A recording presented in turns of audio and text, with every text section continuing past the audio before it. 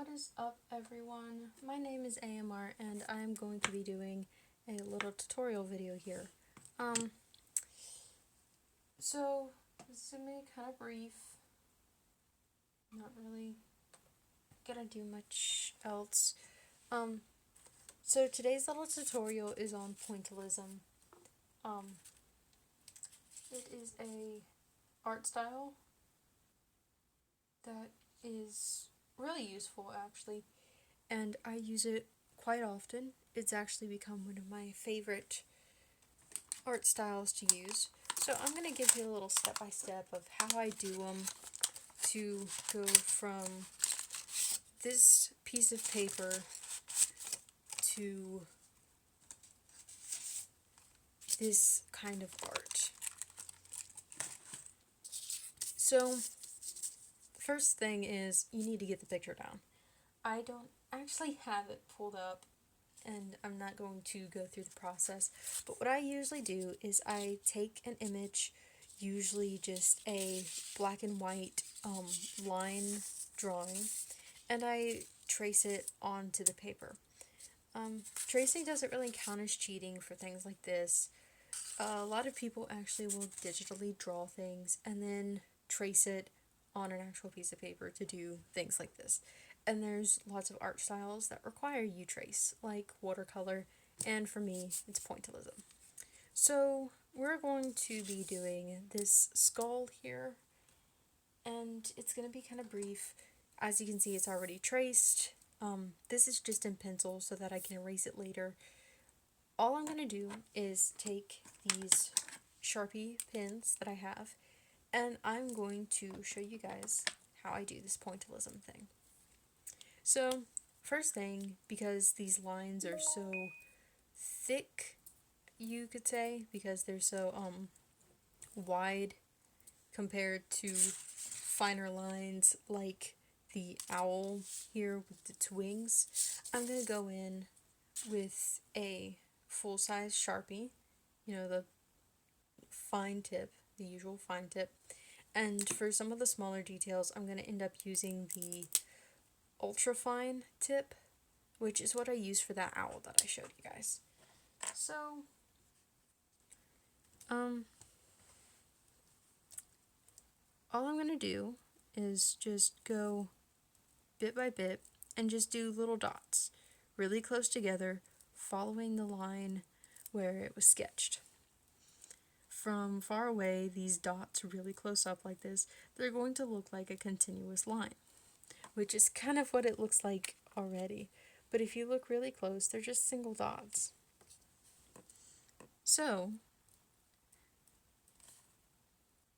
the first thing that you do with pointillism is, after you've got the image, whether it's drawn, whether you draw it, or you trace it, the next step after getting the image on the paper is doing the outline. You're not going to worry about details right away. You're just going to do the outline, because details, you can do them later, and getting the outline done first, it kind of helps, you know, so you know what you're working with. So actually a good thing to do, which I do, is I keep the image that I used, the source image, I keep it pulled up on a separate screen so that I know what I'm doing and I know what it's supposed to look like when I'm done. And in areas like here, where it's supposed to be completely black, you're just going to do a bunch of dots till it's all filled in.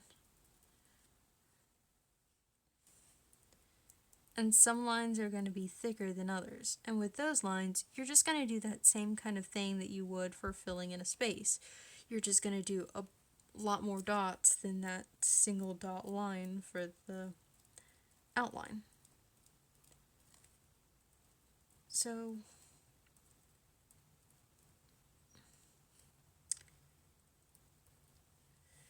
as you're doing this, you're going to want to, the thinner the line, the smaller the dot needs to be. So as you get to thin lines, like right here, under the eye here, these lines are going to are thicker, so you're going to use thicker dots. But as it gets to this smaller one, you need smaller dots to emphasize that that's a thinner line.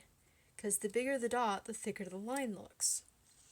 So, you just gotta make sure you watch that, because depending on how you trace, if you trace it the way that it's drawn on whatever screen you're tracing it from, it should relatively match. So thinner lines are gonna require smaller dots. I'm just gonna turn the image so that I can, get all of these really easily.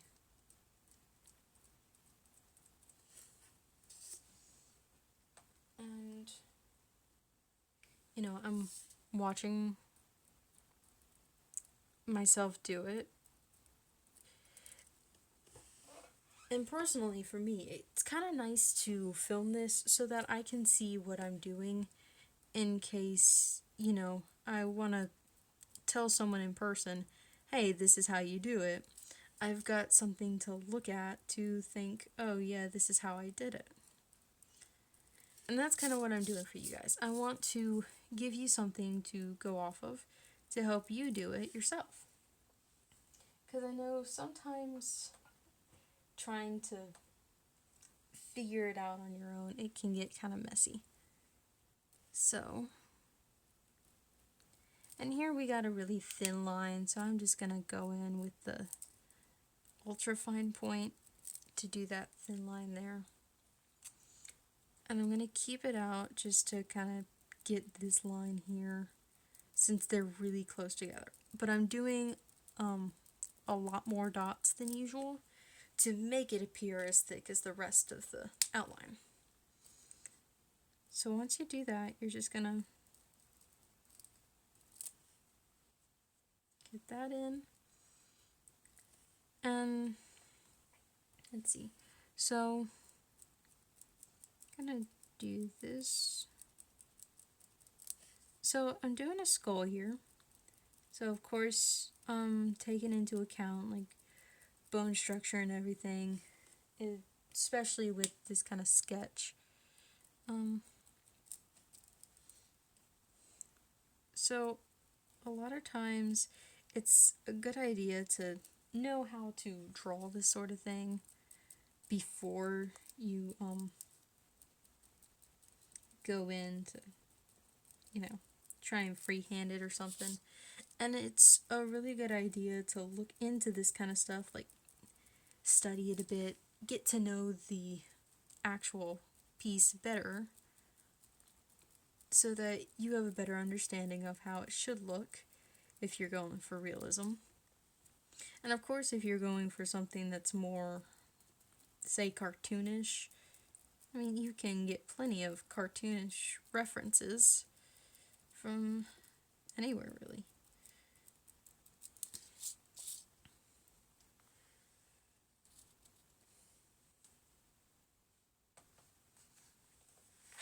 Oh, sorry.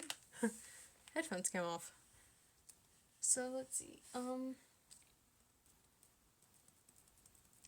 Also, holding it down a bit firmer, like pressing harder, it helps darken the line because it forces more ink out of the pen. And really, you can use any kind of pen you want for this kind of stuff. I personally like Sharpie because it works really good on this aged parchment paper that I get from Hobby Lobby.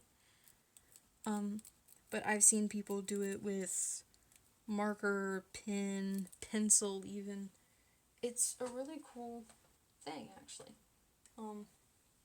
There isn't like a set medium that you have to use. Let's see.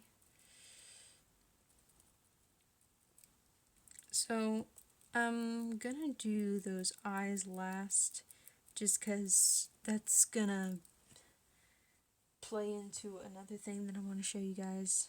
So I'm just finishing up the teeth here, since they're finer lines, using the ultra fine tip.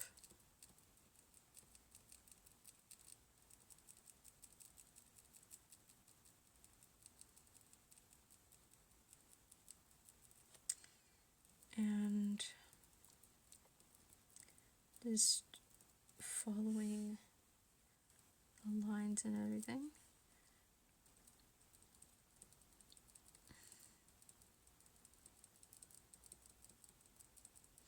And just so you guys know, you don't always have to like find something online to go off of. You can always freehand something and decide for yourself how thick the line should be, where you want to put things, that kind of stuff. Art is up to the artist. For me, I like to find, line art pieces online that I can use as references. I'm not gonna take credit, say that they're mine or anything. So, I've got most of the fine details done. What's left is these eyes. So, I'm gonna dot it inside of this line where the eye socket is. And I'll do it on both sides.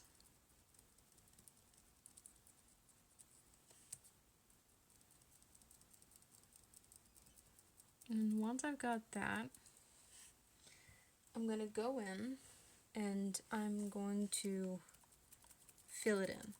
So I'm not doing strokes to fill it in. I'm doing dots. So I make these dots here. They look all spread out. But if I do them up close together, it looks like I'm filling it in. And dotting is kind of shaking the desk. So you just do that. You just do dots over and over again. All pointillism is dots. It's points. And the cool thing about it is the closer the dots are together, the more solid the line or the shading will be. The further apart they are, the lighter it is. So it's implied that these dots represent the shadow, right? So the further away they are, the less shadow there is. Just logically speaking. So the more dots there are, the darker the shadow. The less dots there are, the lighter it is. So that's a cool little way to think of it. So I'm just going to fill these eye sockets in completely.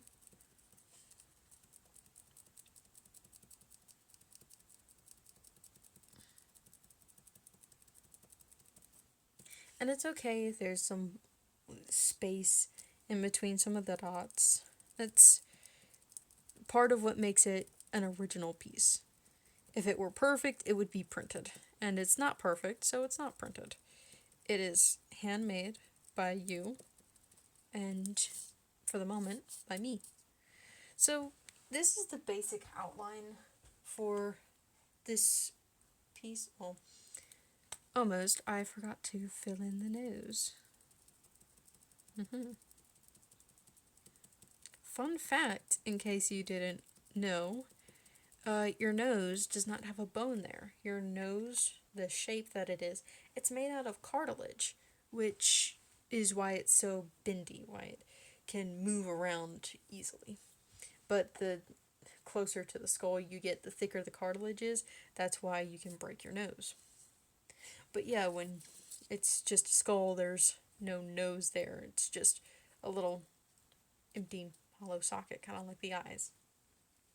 So that's just a little fun fact for you. So now what I'm going to do is I'm going to take this, it's an industrial extra fine point. It's not exactly the same as the ultra fine point. Yeah, it's the extra fine, not the ultra fine. So just for comparison, this is the fine point. It's kind of thick, got a nub to it, larger dots. This is the extra fine point. It's kind of a nub, but at the same time it's not. The dots are relatively small, but they're not too small, and it's not a really point as much as the ultrafine one is. The ultrafine one is much smaller, and it does have finer dots when the ink isn't dried up, apparently.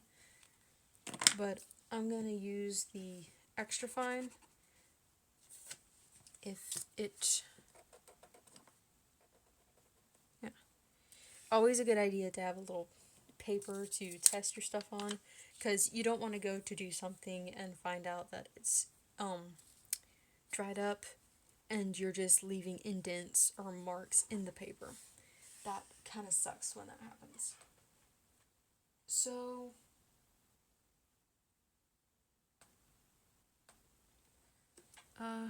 you're just gonna, especially if you're going off of a base image, you're gonna follow the shadowing in that. So most of the shadowing for this piece is here along the edges of the bones, and especially like where there are indents in the face.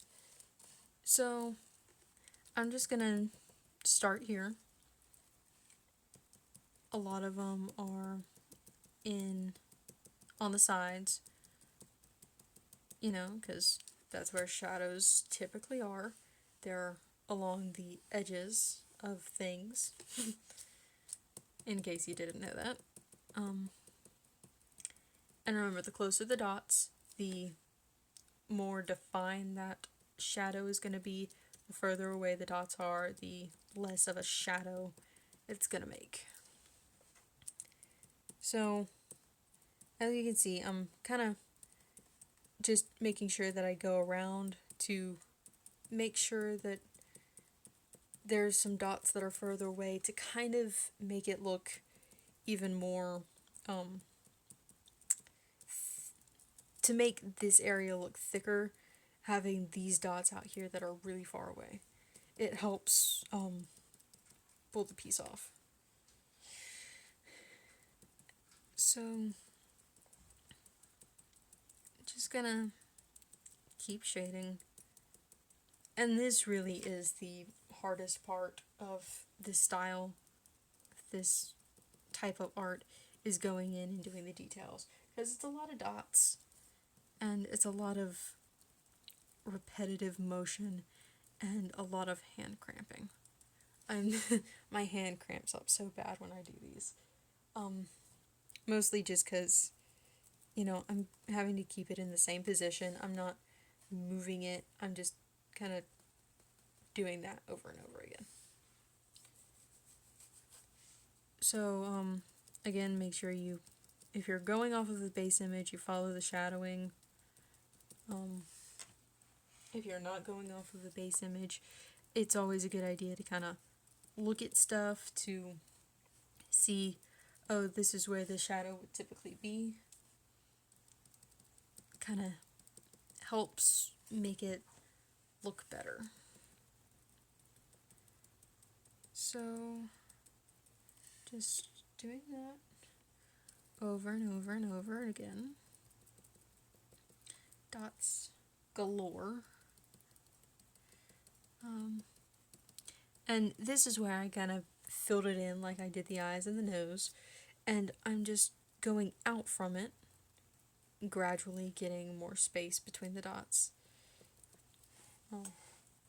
to create the shadow.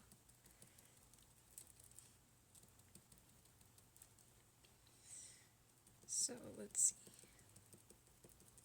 Also, another thing that I've noticed, some sketches, like the image that I'm basing this one off of, instead of dots like I've got, they've got lines that represent shadows. So I'll show you what I'm talking about. So shadow here, here. What I'm doing is I'm taking that shadow that they've made in lines and I'm transitioning it to a dot form almost. So you're kind of gonna follow the little lines that it's got for the shadow. That's what I'm trying to do. I'm not doing the absolute best, I'm sure, but you get the gist. So, from the looks of it, I am almost done. Just gotta finish up a few things here and there.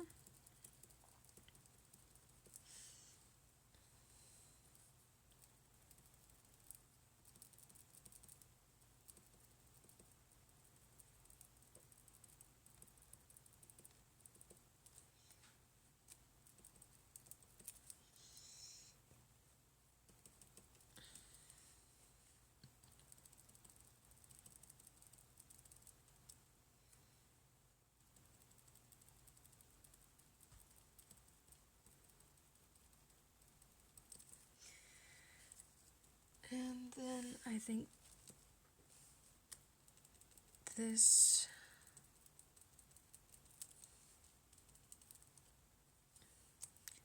little bit of shadowing here, and then this bit here should be the last of the skull, and then I can get into the little cigarette that the skull has in its mouth. So I'm doing this piece for a friend who specifically requested this because of another picture that I did for someone else. Personally, I'm not the biggest fan of that, but to each their own, and to the two of them, they thought it looked cool. So, yeah. So I don't want to do this part completely black, because it's not completely black, and this shading here from where this piece on this side, you're seeing the back of it, so there's a lot of shadow to that. You don't want to do this part completely black, or else it'll just blend into that. So I'm doing close-up dots, but I'm making sure to leave that white space there so that you can easily tell that that's a different thing. And I'm going to add some shadow here and here. And then I'm going to do the same kind of thing that I did with the filter up here where it's supposed to be lit, and then just go up where there's that. And I think that that is it. So, as you guys can see, this is a skull with a little cigarette in its mouth, done in dots. It's all dots. Which I think this is a really cool style. It's a really cool thing to watch, in my opinion, and it's really fun to do, and the artwork that I make with it, it's really satisfying to look at. So, I hope you enjoyed this tutorial. If you want to see more, please leave me some comments, or, maybe like, subscribe. That would be really cool if you did that. So yeah, I will probably be doing more of these, and they won't be tutorials, it'll just be me doing them, probably more in an ASMR style, so you're just listening to the paper crinkle or the pins dot on the paper. Again, I hope you enjoyed, and I guess that's it. I will see you all in the next video. Bye.